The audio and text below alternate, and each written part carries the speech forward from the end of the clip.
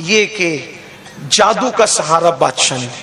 اب اس نے سانپ پھینکے. غریب نواز ایک ہی کام کرتے تھے, جب بھی وہ کچھ کرنے والے ہوتے فرماتے آیت الکرسی پڑھ کے دائرہ بنا لو.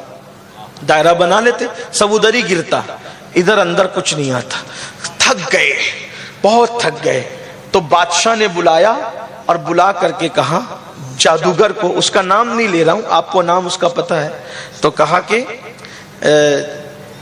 تیرا جادو اس پر اثر کیوں نہیں کرتا, اس فقیر پر, معین الدین نام کے فقیر پر تیرا جادو اثر کیوں نہیں کرتا؟ تو اس نے کہا مہاراج مجھ سے بڑا بھی اگر کوئی جادوگر لاؤ گے تو اس پہ کوئی اثر نہیں کرے گا. کہا کیوں نہیں کرے گا؟ تو کہا اس کی آنکھوں میں اتنی پاکی اور پوترتا ہے کہ اس نے اپنی آنکھ سے کبھی کسی عورت کو پاپ کی نظر سے نہیں دیکھا, اس لیے اس پر جادو نہیں ہوتا. اگر آپ ایسا کر دیں, کوئی انتظام کر دے, ایک کام آپ کو کرنا ہے کہ اس کی آنکھیں پاپی ہو جائے, اس کی آنکھ سے وہ کسی عورت کو پاپ کی نظر سے دیکھ لے, بس پھر دیکھو میں کیا کرتا ہوں, یا تو وہ مر جائے گا, یا تو وہ پاگل ہو جائے گا, یا تو وہ ہندوستان چھوڑ کر چلا جائے گا, آپ کا کام ہو جائے گا. بس آپ کو کرنا ایک کام ہے کہ معین الدین نام کے اس مرد درویش کو کسی لڑکی کے ساتھ سامنا کرا دو تاکہ وہ اس کو پاپ کی نظر سے دیکھ لے. بادشاہ نے غریب نواز کو اپنے جیسا سمجھ رکھا تھا, اس لیے کہ اہل باطل کو بڑوں کی برابری کا بڑا دعویٰ ہے, اپنے جیسے سمجھنے کا بڑا شوق ہے.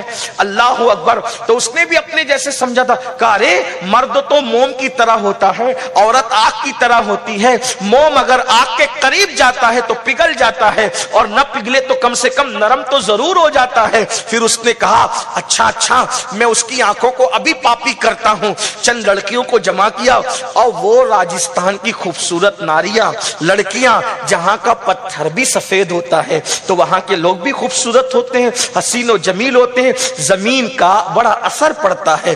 اللہ اکبر. بڑے خوبصورت ہے راجستھان کے لوگ, ہر اعتبار سے خوبصورت ہے, کردار کے, اخلاق کے اعتبار سے بھی خوبصورت ہے. ایسے ہے کہ جس کو مان لیا, جس کو نہیں مانا نہیں مانا. بڑی مشابہت ہے. حضور کو مکے میں پہاڑیوں کے درمیان جلوہ گر کیا, غریب نواز کو اجمیر شریف میں پہاڑیوں کے درمیان بھیجا. مکہ بھی پہاڑیوں سے گھرا ہے, اجمیر شریف بھی پہاڑیوں سے گھرا ہے. کیوں؟ سخت زمین, وہاں بھی پتھر کی زمین, پتھر کے لوگ, پتھر کے خدا. یہاں بھی پتھر کی زمین, پتھر کے لوگ, پتھر کے خدا. کیوں؟ جب پتھر والوں میں دین بس جائے گا, ہر جگہ بس جائے گا, ہر جگہ بس جائے گا. اس لیے ولی کو سخت جگہ بھیجا, ہندوستان کے بادشاہ کو سخت جگہ بھیجا, نبیوں کے سردار کو پتھر کی زمین پہ بھیجا, اور ہندوستان میں ولیوں کے سردار, جو ہندوستان میں ولیوں کا سردار ہے, ان کو بھی پتھر کی زمین پہ بھیجا. مگر وارے غریب نواز, اپنے نانا کی کیا سنت پہ عمل کیا. مکے والوں سے حضور نہیں ہارے, اجمیر والوں سے غریب نواز نہیں ہارے. برابر اخلاق سے مقابلہ کیا, وہاں بھی اخلاق سے اپنا بنایا, وہاں بھی اخلاق سے اپنا بنایا. وہاں لڑنے آتے تھے تو پتھر مارنے والوں کو دعا دیتے تھے, اور یہاں مناظرہ کرنے کے لیے بڑے بڑے آتے تھے ان کے, کہتے تھے ہم مناظرہ کریں گے. فرماتے تھے بہت تھک کے آئے ہو, جاؤ پہلے کھانا کھا کے آرام کرو, کل صبح دیکھیں گے. رات بھر وہ اخلاق پیش کرتے, بغیر مناظرے کے کلمہ پڑھ کے اسلام میں داخل ہو جاتے. کیا اخلاق, کیا کردار تھا غریب نواز کا. ایک بندے کے چہرے پہ تماچا بھی نہیں مارا, اور 90 لاکھ کو ایمان کی دولت عطا کی. اسی لیے تو کفر آج تک تڑپ رہا ہے ان کے نام سے, کہ کسی ایک کو تماچا بھی نہیں مارا. بغیر تماچا مارے 90 لاکھ کے دلوں میں محمد الرسول اللہ کی عشق کی شمع روشن کر دی, اور ہمیں بتایا کہ لوہے کی تلواروں سے جو کام نہیں ہوتا, محبت کی وجہ سے دل جیت لیے جاتے ہیں, ضمیر فتح کیے جاتے ہیں. سلطان الہند سرکار غریب نواز کو جب ان کی آنکھوں کے حوالے سے پلان بنا, چلو آوارہ کر دیں آنکھیں, چند لڑکیوں کو بھیجا اجمیر شریف کی, اور جاؤ. گئی, اور غریب نواز کی عادت تھی, بابا قطب کہتے ہیں اکثر آنکھ بند کر کے سر جھکا کے بیٹھتے تھے, اور جس وقت آنکھ کھول کر جس کسی کو توجہ سے دیکھ لیتے, اسی وقت اس کو ولایت کا مقام عطا ہو جاتا. صرف دیکھ لیتے. یہاں ایک جملہ ایڈ کرنا چاہوں گا, بابا قطب نے جو فرمایا, غریب نواز اکثر آنکھ بند کر کے بیٹھے رہتے, آنکھ کھول کے جس کو توجہ سے دیکھ لیتے ولی بنا دیتے. سوچو, جب غریب نواز کی آنکھوں میں اتنی تاثیر ہے تو ان کے نانا محمد الرسول اللہ کی آنکھوں کی تاثیر کا عالم کیا ہوگا؟ جب غریب نواز کا بنایا ہوا بگڑ نہیں سکتا تو رسول اللہ کے بنائے ہوئے اصحاب کیسے بگڑ سکتے ہیں؟ حضور کی زبان آنکھوں کی تاثیر کا عالم کیا ہوگا؟ اس لیے اگر صحابہ پہ تبصرہ کیا کرو تو آگے پیچھے سوچ کر کے کیا کرو، کیونکہ یہ رسول اللہ کی نگاہوں سے بنے ہوئے لوگ ہیں، یہ حضور کی آنکھوں سے سوارے گئے لوگ ہیں، اور وہ آنکھوں کی عالم کیا ہے؟ قرآن کہتا ہے ما زاغ البصر وما طغى، اور میرے امام کہتے ہیں نیچی آنکھوں کی شرم و حیا پر درود، اونچی بینی کی رفعت پہ لاکھوں سے۔ وہ لڑکیاں گئیں، آپ آنکھ بند کر کے بیٹھے تھے، ادھر ادھر گھومی، پازیب بجائی، واپس آئی۔ بادشاہ نے پوچھا کیا ہوا؟ وہ کہا پتہ نہیں اس فقیر کے سینے میں دل ہے یا پتھر ہے، ہماری طرف دیکھا بھی نہیں۔ بادشاہ نے ڈانٹ کے کہا تم ناکارہ ہو، جاؤ یہاں سے، یہ کام میری بیٹی کرے گی۔ میری بیٹی اتنی چتر چالاک اور ہوشیار ہے کہ اس نے بائیں ہاتھ سے بڑے بڑے بادشاہوں کا تختہ پلٹ دیا۔ جو کام سپاہ اور لشکر نہ کر سکا وہ میری بیٹی نے کیا، اور اس فقیر کے پاس میں اپنی بیٹی کو بھیجوں۔ بادشاہ اپنی بیٹی کو داؤ پہ لگانے تیار ہو گیا۔ اس کا مطلب یہ ہے کہ اہل ظلم ہمیشہ جنگ جیتنے کے لیے لڑکیوں کا استعمال کرتے رہے ہیں، اور آج بھی اہل باطل لڑکیوں کو ننگا کر کے میدان میں لے آئے تاکہ تمہارا رشتہ تمہارے رسول سے ٹوٹ جائے، تمہارے دین سے ٹوٹ جائے، اور آپ توڑ رہے ہو۔ رات کے 3-3 بجے تک کیا دیکھتے ہو؟ موبائل میں کیا دلچسپی، فلموں میں کیا دلچسپی ہے؟ یاد رکھنا یہ سازش ہے۔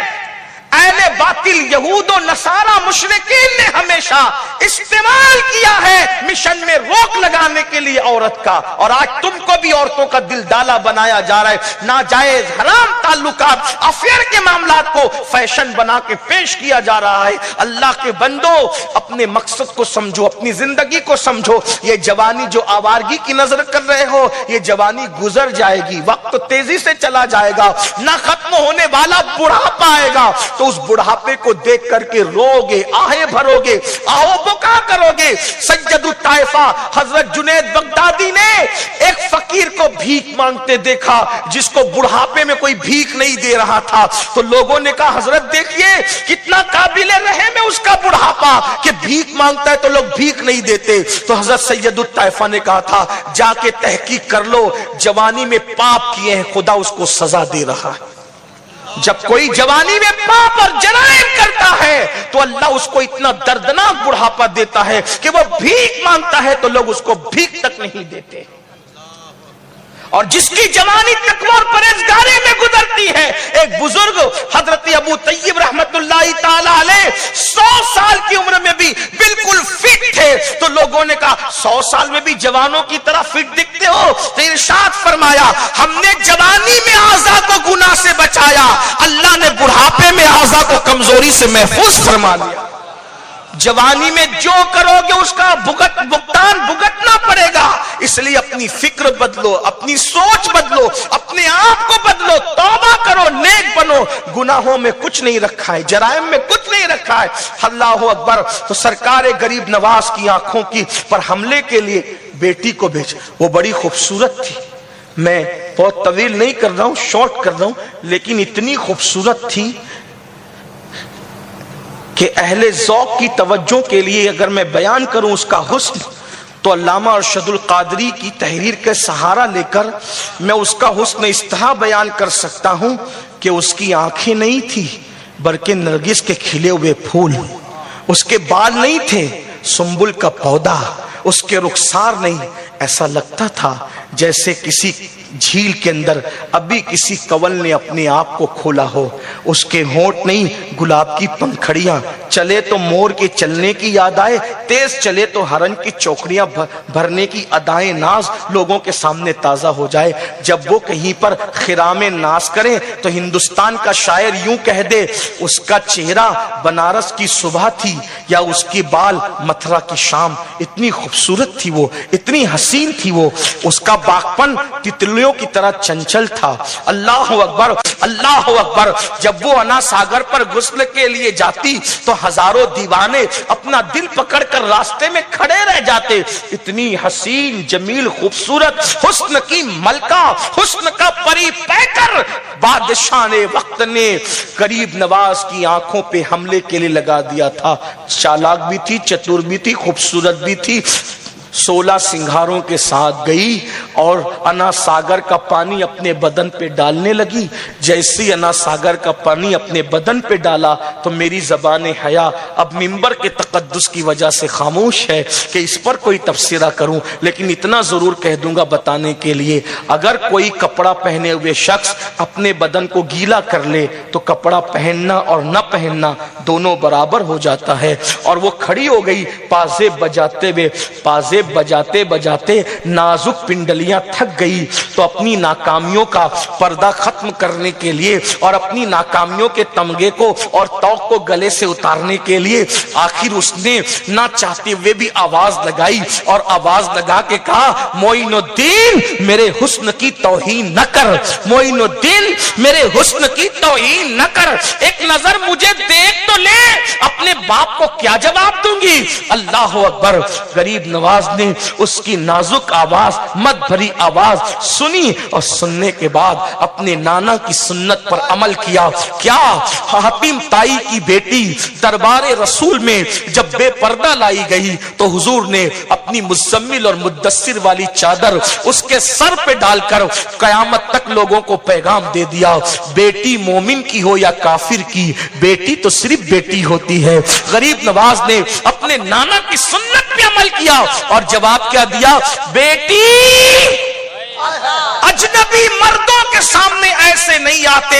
اور اپنی چادر جس میں پیون لگے تھے وہ اس کی طرف بڑھا کر کہا، اسے اوڑھ لو پھر بات کریں گے. اس کے پیروں کے نیچے سے زمین کھسک گئی. اس نے کہا، آپ مجھے بیٹی کہہ رہے ہیں، دشمن کی بیٹی کو بیٹی کہہ رہے ہیں. غریب نواز نے سمجھایا اسلام کا تقدس یہی ہے، اگر کسی عورت سے ملنا پڑے برابر کی ہو تو بہن کا درجہ، بڑی ہو تو ماں کا درجہ، چھوٹی ہو تو بیٹی کا درجہ. چوتھا کوئی رشتہ ہم عورتوں کے ساتھ نکاح سے پہلے نہیں لگاتے. اس نے کہا، میرا بابا تو کہتا ہے کہ مسلمان پاپی ہے، مسلمان جو ہے وہ زانی ہے، اگر یہاں آئیں گے تو عورتوں پہ حملہ کریں گے. فرمایا، بیٹی تیرا باپ غلط فہمی میں کہتا ہے. جملے کا تقدس دیکھو، ندرت دیکھو. یہ بھی نہیں کہا غلط کہتا. کیا کہا؟ تیرا باپ جو وہ غلط فہمی میں کہتا ہے، جو وہ کہہ رہا ہے وہ دین نہیں ہے، جو میں کہہ رہا ہوں یہ میرا دین ہے.